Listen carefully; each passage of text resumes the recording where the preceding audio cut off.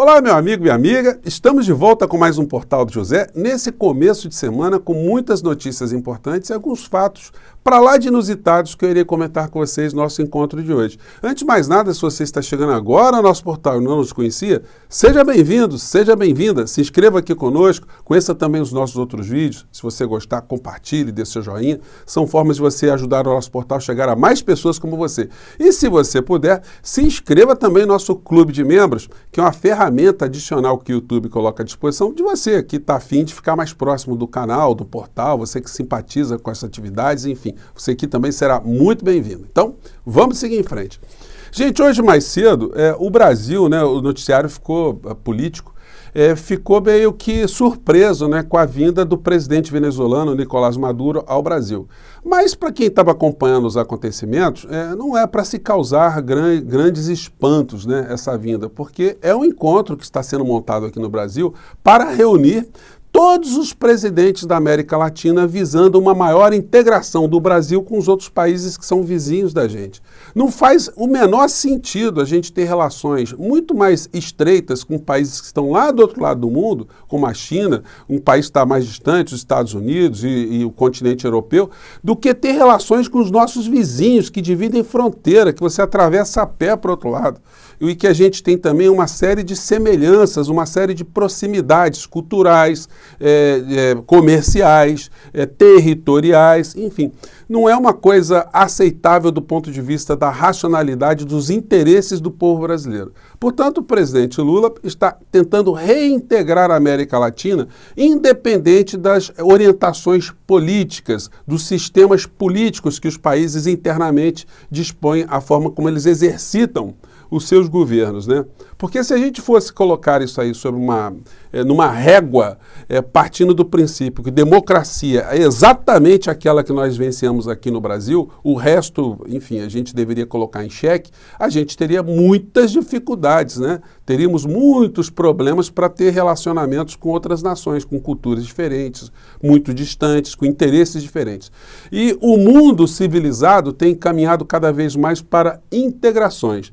Infelizmente, o Brasil, historicamente, sempre se colocou meio apartado da América Latina, né? Porque a gente fala um idioma, para começo de conversa, né, que não é tão igual, né, ao espanhol, mas ele também não é tão diferente. Ele permite uma comunicação muito mais flexível, né? Uma comunicação muito mais próxima. No entanto, o Brasil tem uma distinção abissal. Eu convido você só para responder uma pergunta.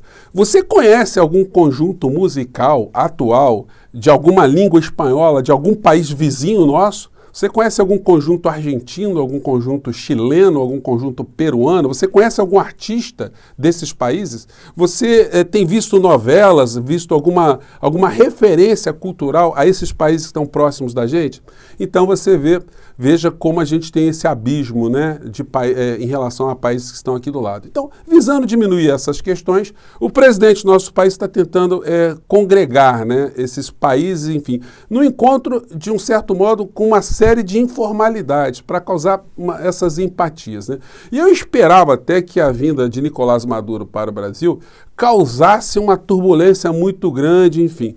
No final da história, estou vendo até que as tintas não estão sendo tão carregadas como foram num período que os Estados Unidos estavam fazendo uma pressão muito maior, né, para que o regime venezuelano fosse demonizado, fosse, enfim, colocado de uma maneira absolutamente inaceitável por países como o Brasil. E aí, meu amigo, minha amiga, te convido a uma reflexão, tá? Quem ataca a Venezuela de uma maneira visceral é a ultradireita aqui no nosso país. Então tenha muito cuidado quando você emitir algum conceito, você for fazer alguma análise, para você não repetir os mesmos discursos dessa gente, porque aí tem algum problema, né? A gente vai ter que repensar a forma como a gente entende a realidade se você pensa como um Eduardo Bolsonaro. Aí a situação fica muito complicada, né? Eu fiz esses parênteses aqui porque a gente vai entrar em alguns aspectos mais específicos. Vamos começar aqui com um assunto que é o pontapé da semana do ponto de vista corrupção, bandalheira com dinheiro público, que eu espero que essa situação ganhe mais tração, que mais pessoas se envolvam com esse escândalo, em relação a esse escândalo. Bolsonaro provocou calote bilionário na Caixa em tentativa de reeleição. Isso todos nós vimos na época, nós denunciamos, fizemos aqui uma série de falas em relação a isso. E o que nós temos de concreto é o seguinte: a Caixa Econômica Federal liberou 10 bilhões e 600 milhões de reais para as pessoas que, em sua grande parte, não tinham condições de assumir nenhum tipo de empréstimo na época eleitoral. O que acontece hoje? A inadimplência está acima de 80%. O prejuízo, portanto, é mais de 8 bilhões de reais. E aí a gente vai vendo, só fazendo um link, com a vinda de Maduro aqui no Brasil, toda hora se questiona, né? Que o Brasil emprestou dinheiro para a Venezuela, enfim. Vocês têm ideia qual é a dívida da Venezuela com o Brasil? É de 5 bilhões de reais. Ou seja, o que o Bolsonaro torrou na campanha eleitoral foi muito superior ao que a Venezuela deve ao Brasil. E a Venezuela deve ao Brasil e teve dificuldade de pagar porque eles são mal pagadores, eles deram calote? Não. A Venezuela sofreu mais de 900 sanções dos Estados Unidos da América, que sequestrou dinheiro da Venezuela, o Reino Unido, a Comunidade Europeia, sequestrou as reservas de ouro da Venezuela e impossibilitou o fluxo de recursos para fazer pagamentos. Sem dólar, sem moeda, eles só poderiam pagar a gente com mercadoria. Mas aí o governo brasileiro, capataz do governo norte-americano, o governo brasileiro, leia-se Jair Bolsonaro, né, simplesmente interrompeu relações com a Venezuela. E aí, sem nenhum tipo de relação comercial, diplomática, nada, como é que eles iam pagar alguma coisa para cá? Para eles era muito mais favorável, né, eles ficarem repetindo, demonizando o regime venezuelano e dizendo que eles são caloteiros, e, enfim. Então, gente, essas são algumas informações. Eu estou até impressionado que isso ainda não está tendo muita repercussão, exceto dos insanos de uma maneira geral. O Bolsonaro aqui colocou um post mais cedo, dizendo que, enfim, participação brasileira e americana à frente à ditadura venezuelana no combate à falta de liberdade, fome e ajuda humanitária em Rondônia, local de acolhimento de refugiados no Brasil. Um hipócrita sem tamanho, né? O Flávio Bolsonaro colocou um tweet: o que o Brasil se tornou ao receber com honrarias um narcoditador, um desrespeito aos brasileiros, nossa democracia cada vez mais corre perigo. Nossa democracia está correndo perigo? E aí, eu te convido mais uma vez, meu amigo, minha amiga, se você pensa como Flávio Bolsonaro, tem alguma coisa errada no meio dessa história, né? Aí você mesmo tira as suas próprias conclusões, tá? Bom, seguindo aqui adiante, para a gente ter uma ideia como é que esse assunto é muito contaminado, como a gente funcionou, o Brasil funcionou na época de Bolsonaro como um país capataz, vou colocar aqui para vocês uma entrevista do Dudu Bananinha, que é estrategista, né, da família, que estava defendendo que fossem feitos bloqueios contra a Venezuela, que prejudicaria o povo venezuelano, que jogaria o povo venezuelano numa condição de fome, e essa fome radical faria com que o exército venezuelano derrubasse o governo Maduro. Olha que coisa sensível, né, desses humanos, né, ou dessas pessoas com a visão humanitária. Se você acha que eu estou exagerando, acompanhe aqui. Vamos lá. Então eu acho que é um primeiro passo. É uma maneira de você ir pressionando. Porque se a fome chegar nas Forças Armadas, eu acho que, calma aí, os militares lá vão se conscientizar de que realmente ou eles invertem essa situação, derrubam o governo pela força, ou eles serão as próximas vítimas da fome. Não é uma coisa fantástica, não é uma coisa assim de um homem genial, né? O Dudu Bananinha. E aí, gente, não se assustem, tá? Porque existem situações aí que estão sendo tocadas no meio dessa história. Após o encontro com Maduro, Haddad fala em consolidar dívida da Venezuela frente ao Brasil. Então, o que o Brasil está fazendo também, o governo Lula está fazendo, é a tentativa de viabilizar o pagamento dessa dívida de alguma maneira. Então, Haddad está sentado e eu tenho certeza absoluta que eles vão dar notícias positivas em relação a isso. Bom, Vocês que pensam assim que nós não deveríamos ter nenhum tipo de relação com a Venezuela, saibam vocês que aqueles que introjetaram aqui no Brasil esse tipo de pensamento não agem assim. Se você olhar para os Estados Unidos, vocês pensam que eles não têm nenhum tipo de relação, eles fizeram um bloqueio gigantesco, né? Com mais de 900 sanções. Mas, quando interessa para eles, aí não tem problema com o governo de Maduro, né? Aí a gente vê aqui no jornal especializado em energia e petróleo a seguinte notícia: Estados Unidos flexibilizam compra de petróleo venezuelano e permitem uma experiência de negócios via Chevron, que é uma empresa privada norte-americana que tem negócios agora com a Venezuela. Se você pegar aqui um outro veículo, aqui, o Prensa Latina, você vai encontrar notícias como essa aqui.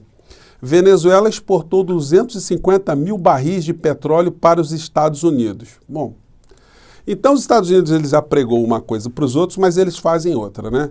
Tem uma entrevista aqui no Financial Times de Oleg Ustenko. Quem é esse senhor Oleg? Ele é simplesmente o ministro da Economia do Zelensky, da Ucrânia. E ele escreveu um artigo muito pé da vida com o seguinte título, que já está em português. As sanções energéticas fantasmas do Ocidente alimentam a máquina de guerra da Rússia. O que ele está dizendo, ele está denunciando? Olha só, esses países que estão dizendo para se ter bloqueio contra a Rússia, eles fazem isso da boca para fora, né? Porque o que eles estão fazendo? Eles estão determinando, por exemplo, que ninguém compre petróleo da Rússia. No entanto, eles estão comprando gasolina, que é destilada, né? A gasolina é produzida através do petróleo russo, mas em outros países estão comprando essa gasolina já filtrada, essa gasolina já produzida, né? Em outros países. Aí diz, não, peraí, nós não estamos comprando nada da Rússia, nós estamos comprando de outros países. E ele está denunciando isso. Então, gente, existe muita hipocrisia, muita pilantragem no assunto geopolítica, lamentavelmente, né? Aqui tem uma matéria no mesmo sentido aqui no Yahoo, falando da mesma coisa. Estados Unidos continuam comprando petróleo russo, diz Ucrânia. Então, aí eles querem que nós aqui no Brasil estabeleçamos também sanções que eles não estão fazendo a países vizinhos nossos. Não dá, né? Bloqueio e sanções, o ataque contra a economia venezuelana. Vou colocar esse link para vocês. E aí tem situações essa semana que a gente vai começar a ter um grau de preocupação maior. Tá ligado a isso aqui, já que estamos falando de petróleo, né? Porque o Brasil tem que ter relações com a Venezuela, sim, relações comerciais, porque eles detêm a maior jazida de petróleo do mundo e petróleo de primeira linha, né? Para as pessoas que entendem de petróleo, eles dizem que o petróleo ele é muito melhor do que o de outras regiões, né? De onde ele é extraído.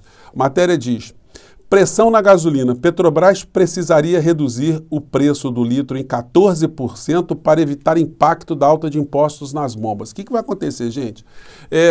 A isenção de ICMS ou a redução de ICMS vai acabar agora no meio do ano. Então, naturalmente, o imposto vai ser cobrado cheio, como estava sendo cobrado antes das medidas eleitorais de Bolsonaro, e o preço da gasolina vai subir. Então, é necessário que a Petrobras faça uma série de ajustes, uma série de recomposições para evitar esse impacto. Por isso eu tenho cobrado o tempo todo aqui que o presidente da República tem que se aproximar mais da sociedade para explicar esse tipo de situação. Porque se for necessário mesmo aumento no preço do combustível, sem a sociedade estar sabendo o que está acontecendo, isso vai ser uma tragédia para a governabilidade, uma tragédia para o governo, vai ser um desgaste que pode ser aliviado, ou pelo menos pode ser minorado, né? Melhor dizendo, com a informação da sociedade, até para que ela saiba do que está acontecendo exatamente. Outra situação que hoje está movimentando o noticiário, já entrando aqui na parte final do nosso papo, é essa aqui: Zanin cotado ao STF. De Moro a Renan, saiba quem será o responsável por aprovar o nome de Lula à corte. Aí muitas pessoas estão criticando, né? Eu vi que o Zanin é advogado de Lula. Assim, gente, olha só, isso não significa absolutamente nada, por incrível que pareça. As pessoas sabem qual é o perfil do Zanin em relação a outros assuntos da sociedade? O que ele pensa, por exemplo, sobre economia, sobre privatização? Como é que ele julgará algumas coisas relacionadas a servidores públicos? Enfim, ele é uma pessoa de esquerda, ele é uma pessoa honrada, uma pessoa que tem princípios, enfim. Essas são questões fundamentais, porque nem sempre quando você coloca uma pessoa muito próxima, as coisas funcionam bem no Supremo Tribunal Federal. O exemplo vivo disso que eu estou falando é o Toffoli, que nessa matéria do Estado de Minas, né, que essa semana foi muito comentada nos meios jurídicos e políticos, diz que Toffoli condenou petista no mensalão mesmo considerando inocente. Ele condenou José Genuíno. Com a estapafúrdia justificativa, não, eu condenei para poder, já na fase de aplicação da pena, do volume de pena, eu estar participando também, porque se eu voto ali numa situação contrária, eu não poderia participar. Tudo conversa fiada. Então, gente, não os critérios para se nomear um ministro da Suprema Corte do nosso país, eles ficaram muito desmoralizados com o que o Bolsonaro fez nos últimos tempos. E nós temos que todos os dias agradecer o fato de a gente ter ajudado a derrotar essas criaturas, porque senão o Bolsonaro ia nomear mais ministros para o Tribunal Superior, para o Supremo Tribunal Federal, além dos outros tribunais também, né? Então nós nos livramos de grandes problemas. E essa semana a gente vai discutir ainda muitos reflexos dessas situações todas que eu estou conversando aqui com vocês, enfim. E vamos ver como é que será o impacto, né, da visita de Maduro aqui no Brasil nesses próximos dias, né? Vamos ver o que vai surgir daí. Se a gente se pautar pela direita, a gente vai ficar em parafuso, né? Vamos seguir em frente, gente. Um grande abraço, até o nosso próximo encontro. Tchau!